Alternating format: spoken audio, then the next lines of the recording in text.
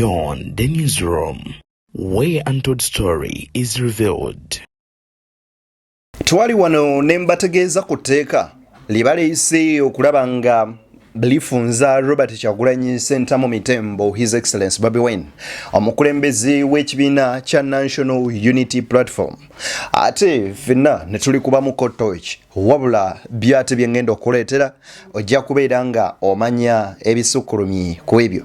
Aba NRM babadde mu Nali wali ekyankwanzi mu lusozi eyo. Gino Museveni n'abaako ebigambo bingi byakoonyeeko.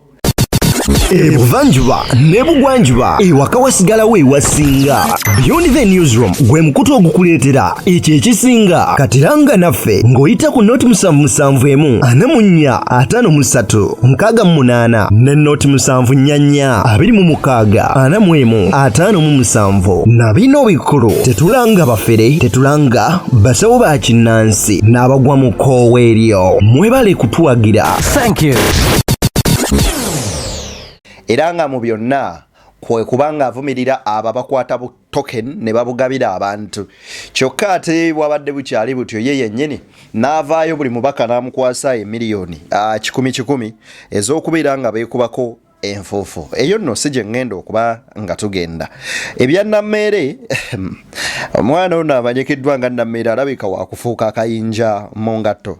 Honorable Tanga Oto ono avuddeyo n'abaako ekikolwa kyavumirira. Amanyi Abaganda balina olugero olugamba nti kiso kya mbuzi kirekerera omusi ne kitunuulira omubaazi. Bw'otunuulira engeri gye bakwatamu abaana ba National Unity Platform era abavunaanibwa emisango nga unlawful drilling, okwambala ebyambalo ebyefaananyiriza eby'amagye nga bambadde overalls eza red ze batasobola kubeera nga oba oliawo baparadinga ne mu kooti, bo bunnange bayambadde ebyambalo ate ebiriko okko n'ekigambo UPDF. Ebimu ku byo bino nno biresse bangi nga banyeenya mutwe ng'embuzi etenda enkuba oba ng'endiga etenda enkuba.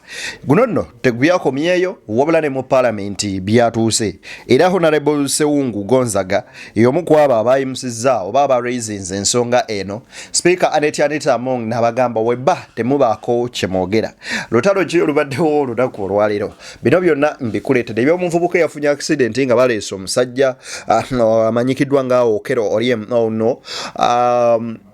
Christopher Okero. Is it your name? Something like that. Eyatta abaana bawali eggaba yatomeddwa embeera gy'alimu si nnungi yadde akamu n'akeddagala. Weewaawo njagala okusaba n'obwombeefu obw'ekika ekyawaggulu. Vidiyo eno osooka ogyempeere like, wegya like ejja kudduka emisinde mingi etuuke ku lise kinoomu asobola okuba nga agifuna. Ate era mu ngeri y'emu njagala okubeera nga nkusaba ggwe bwe guba nga gwe mulundi gwo ogusoose okulaba vidiyo zaffe, nkusaba okone mu kagambo subscribe bw'omala okone wali eri mu kadde ate ukajje personalize okateeke mu always ofuna notification ku mboozi zonna ennyuvu ze tukuteerayo. Nkusaba vidiyo gyempeere like. Erinnya Nzeddeni aliwo okubeera nga nkutuusako ensonga z'Ssemasonga ane munanga amanyikiddwa nga Hands Pro live and agenda kubanga naye akuwa mu videos endala eziddako. So we are two era bw'oba tondabye at least Hands abaawo okubanga ate akutuusaako ensonga ezitali zimu na zimu. Weewaawo awo wennyini wenjagala ate tugende maaso n'okubanga tutandikira ku nsonga ki enkulu wenjagala tube nga tutandikira okulaba nga tuzitematemamu. Ndowooza tugenda tutandikira ku nsonga ey'enguzi neeyogerwako Gen. Museveni kati ninnyo nnyini ddala ate tusobola okuba nga tudivinga into the heavy story zenkuleetedde zonna olunaku luno olwaleero. Nzeddeni Beyond the newsroom gwe mukotu Semakotu kwoli sooka owulirize ebigambo bya Gen. Museveni. I don't want to hear corruption in Parliament. I don't want to hear corruption in Parliament. Because if there is corruption in Parliament, how will you control the other people? Because you say you are oversight. If you, the oversight, are also sick, who will oversight you? It will kill Uganda. This is suicide. This is suicide. It must not be there. General Museveni bwe yabadde ali mu kuadressinga ababaka abalonda ba NRM yabategeezezza nti saagala kuwulira ku kigambo kyonna kye bayita nguzi mu Parliament kubanga bwe muba nga mmwe bakalabalaba b'ebitongole byonna ebirala ate mmwe bwe muli enguzi mwe munaasobola mutya okubeera nga mutunula n'okulondoola bali abalala ng'ate enguzi esibuka mu mmwe nti ekyo kuba kweteekamu mugwa oba kwerenga kugw'ennyaanya ng'amba omuti. General Museveni bw'akozesa ebigambo ebyo ne tugamba it's really a nice message era buli mubaka gy'asaanye okuba ng'afuna sina babaka bokka ba Parliament wabula buli mukulembeze yenna but nina videos ez'endabyo ez'abantu ab'enjawulo nga baraisinga concern nga bagamba oluusi tulemererwa okubeera nga tukwata empiso egema tugeme wabula ate ne tulowooza nti tugenda funa kiwa y'ekirwadde nti ate nga ekirwadde kiviira ddala waggulu ne kitaba nga kiva ku baana nti bwe kiba nga ekirwadde bwe kiba nga kikwata abantu bagenze mu nsonga ziri ate nga n'omwana akifunako lwaki tujjanjaba omwana nga omukulu waali tusookere ku mwana ku mukulu tubeere nga tujjanjaba abakulu bakiwonesa kidati ne bebaddako okuzaala tebagenda funa kirwadde kyekimu. Inti omubaka omu bwe yadda raising ensonga ze yakoze nnyo ku point egamba nti gwe bw'oba alina etteeka ly'oyagala okuyisaawo n'osooka obawaayo akasiimo nga bwe babawaayo ekikumi ku UPDF amendment bill ne tulaba bwe baawa kasente akasiimo mu coffee bill kaakati ekyo kiba kikwasa ennaku okulaba nga gwe ofayo n'ogamba nti mukomye obuli bw'enguzi n'ate ng'obalaga nti ku kyoyagala oyisaawo in one way or the other ate naawe ogenda kubeera ng'obawayo bu token. Let them follow the principles. Let them be professional enough to do everything out of their mind and knowledge, not doing things following oba nchite ntya best ku mukama we kyaba ayagala olw'ensonga omaze okumuinfluencinga ne ka token koba omuwadde. Kankwongereyo kowaro katini nnyo nnyini ddala Honorable Sekikubo ono erewe video ya Sekikubo nyinza oba sigirese naye kankwennameere wano katini nnyo bino bye boogera kyate lwaki Nandutu baamututte yekka bwobbira mu kirindi amateeka gagamba nti balina kusibira mu kirindi ye yali layini minisita mutamukimanyi nti Nandutu yali minisita wa Karamoja bakuwadde amabaati ogatadde ku apartment gye baagasanga waggulu nga bagakubamudde emisumaali oyagala eggwanga likolere ki oba obbye n'abantu 5 ne bakutwala bwomu ffe twagala kulaba nga enguzi eweddewo twagala kulaba ddagala mu ddwayo tukwoyo tunnyonnyola kyova olabanga nze nkulya Adamu Kumuti nze ndi Commander 001 NRM stock empya essaawa eno naakawandiisa bammemba ba Parliament 116 abapya yes n'ennamba nzigaba Adamu naali kuwadde ennamba naye toli MOP n'ennamba nzigaba lese kikuba bambi naali muwadde naye first of all old stock ate ekirala teyakomyewo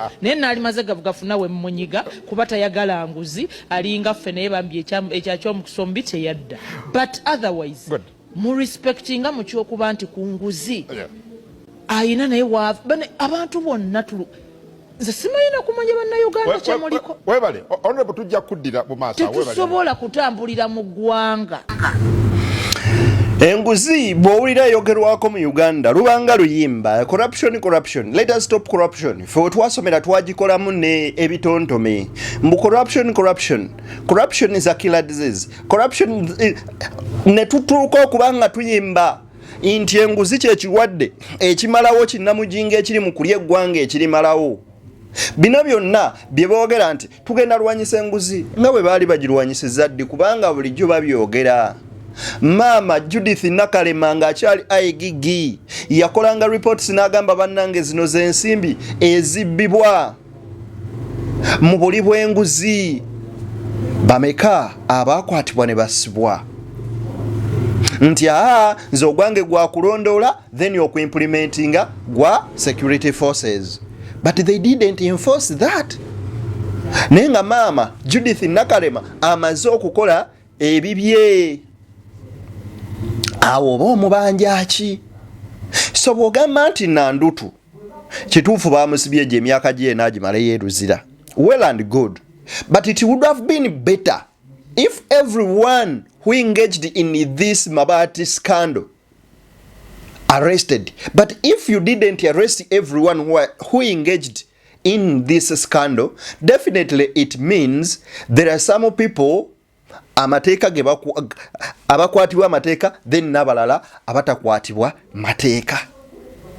Bw'okeera ku makya n'ogamba nti ani nti minisita gundi naye yagabanako nti ate ne prime minister nti naye nti ate ne nti naye kyokka ate n'omaliriza nga omu yafuuse saddaaka y'abalala, then awo wabaawo ensobi era wabaawo ekibuuzo kinene ky'osobola okubeera nga weebuuza nti etteeka likola ku buli muntu oba likola ku bantu basse kinnoomu. Weewaawo leka nkuwe wano ku Namuga General Museveni Katini.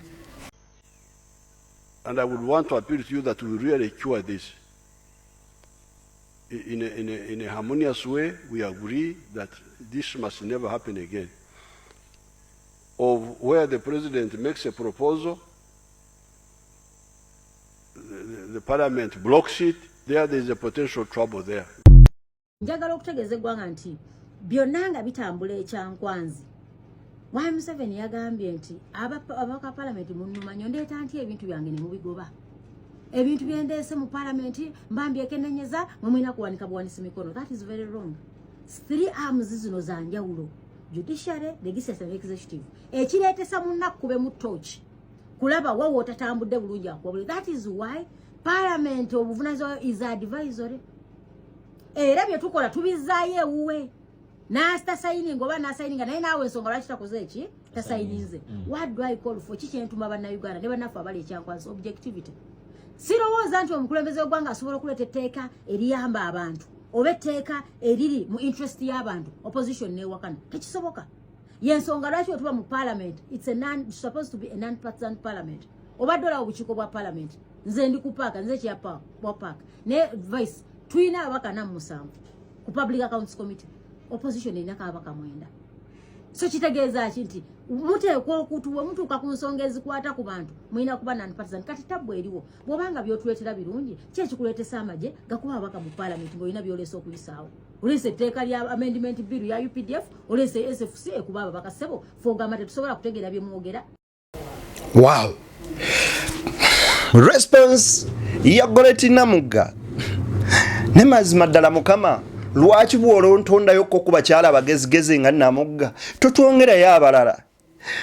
Waliwo omwana omu yakola statement n'agamba ayi mukama tuyambe, at least bw'obanga otuuse ku ssaawa etwala abantu abalinga Namuga twalako ku bali 10 otulekere n'omu, at least bw'oba bano banaazaalibwa 10 abatategeera tuweeyo ategeere omu obalala obaleke, at least kale ku bali toolako 5 otuleetereyo bano nga 3. We just imagine having a parliament with members of parliament abali ku level yemu nda capacity y'amagezi yemu nga Namuga nga George Nyonyi. Oh my goodness. Oyinza otunuulira ku parliament enyovu esukkulumye nti president yemulugunyiza nga agamba nti aleeta proposals ze, aleeta ebiteeso bye mu parliament, ababaka ne babikuba ne babizza eri ne batabiisa mwera n'abagamba ku luna ayagala nga buli kyagamba nti kino nga kiyita.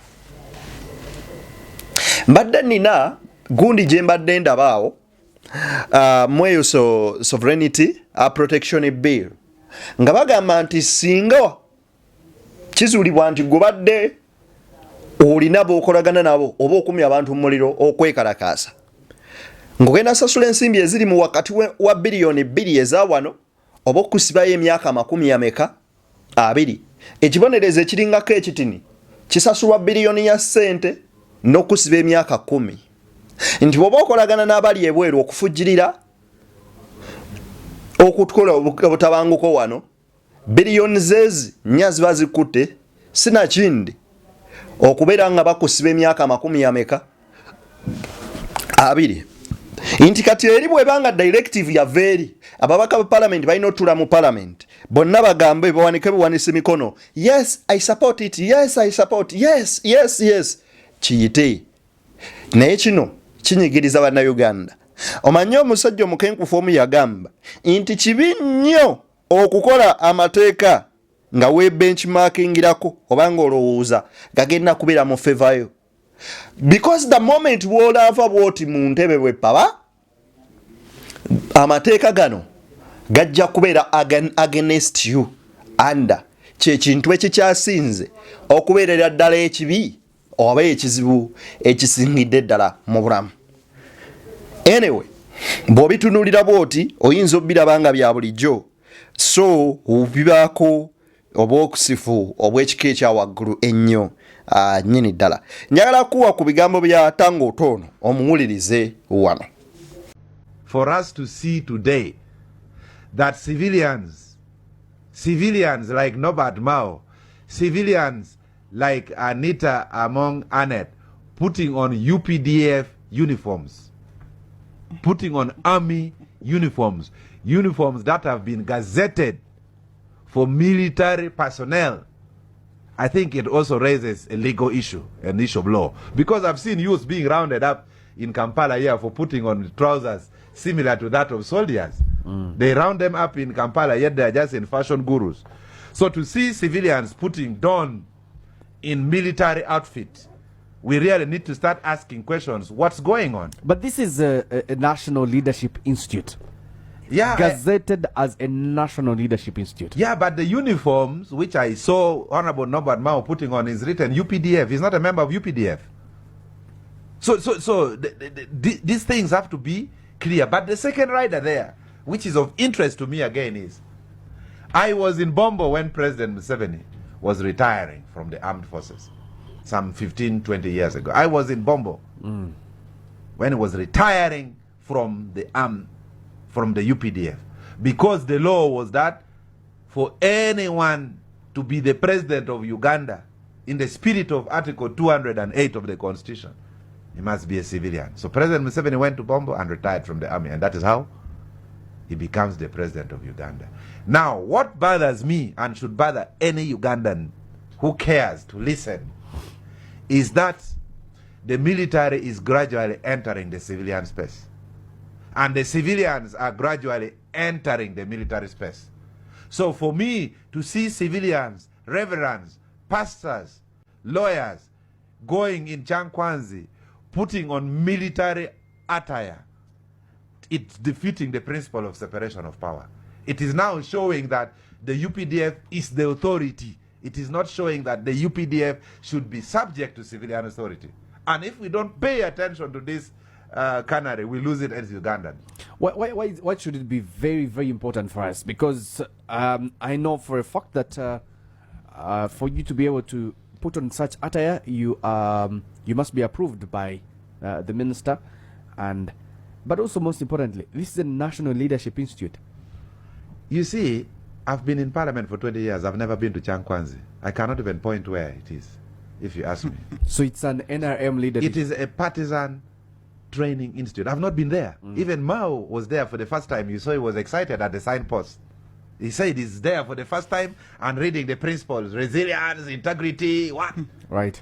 So if it is a National Leadership Training Institute, then they should have invited all the MPs, whether in opposition, whether in DP, whether in NUP. They should have gone there, because that is where they should train on the geopolitical interests of Uganda. What is our position of the Nile? What do we think as Ugandans? What is our security threat?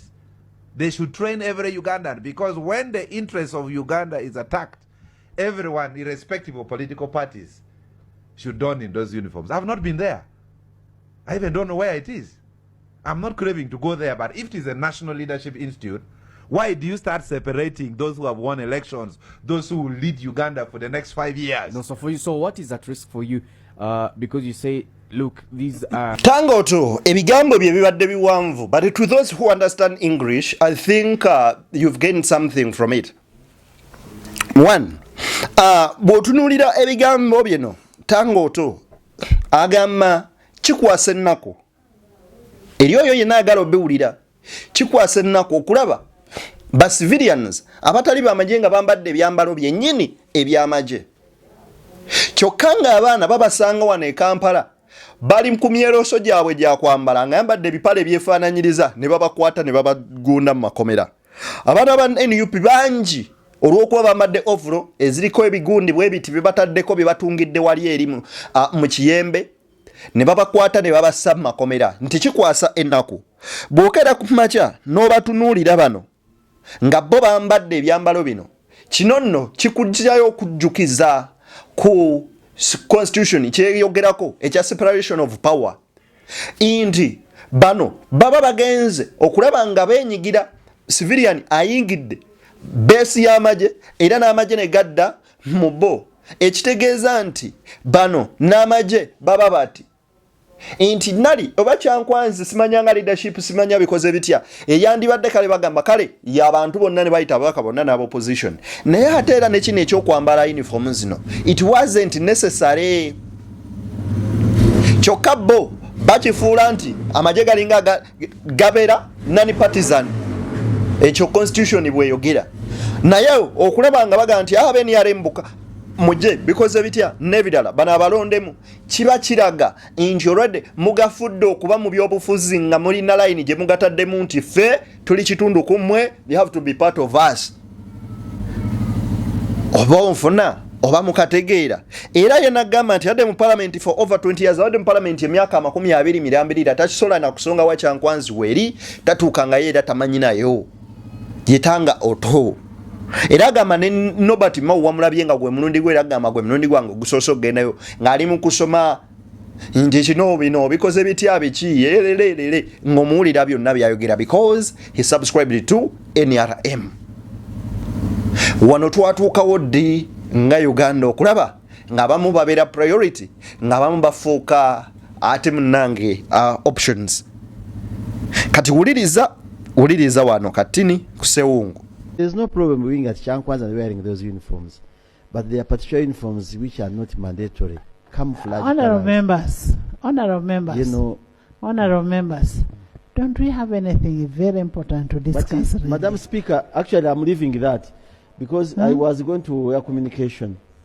Thank you, Madam Speaker. I am saying it is not parliamentary. What was there was a party thing.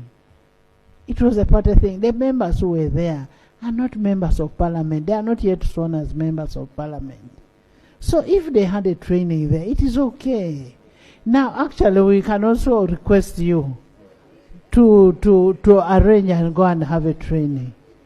Because it is free for everybody. Yeah.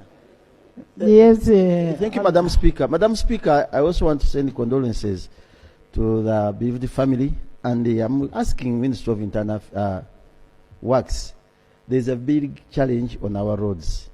A number of roads are being worked on, but you don't place infrastructure on the roads. And that's the reason people are driving badly. Secondly, Madam Speaker, still in the same event, we lost children in Kabaragala. About 4 of them who were killed by this person who is in court right now. Since it is a court matter, I don't want to delve into that matter. But my major interest to the Ministry of Education. Eyo yonna saagala tugendeyo. Owulidde Anita Among abagambye ebyo temubyogerako abadde bambadde uniform because eri abadde training ya kibiina biri byadde bya kibiina temubireeta mu parliament banaye temubyogererako wano mu parliament. Naye Mukama Katonda ezo nno zonna ensonga bwe zitambudde banywanyi tuli ku Beyond the Newsroom njagala obasaba musubscribing tulina channel yaffe empya eyadde ne exclusive eri nayo okubanga ekutuusaako ensonga ez'enjawulo mbagaliza bye munjagaliza tusinkane ate story endala nnyingi Hans genda kubanga azibawa ate era naffe njakomawo nange mbeeko endala zembakwasaganyisa wamu wabula mwe tusinkana abaagala interviews ku Deni exclusive ate mbaayo n'emboozi ennyuvu zengenda maaso n'okubanga mbaleetera tusinkane olundi abatakuumira mpeera abankuumire buli omu anjagaliza ebirungi Mungu abimuwe ate n'atwagaliza ebibi Mungu abikuteereko mu nnyumba yo obinyumirwe mu mbeera emu oba endala.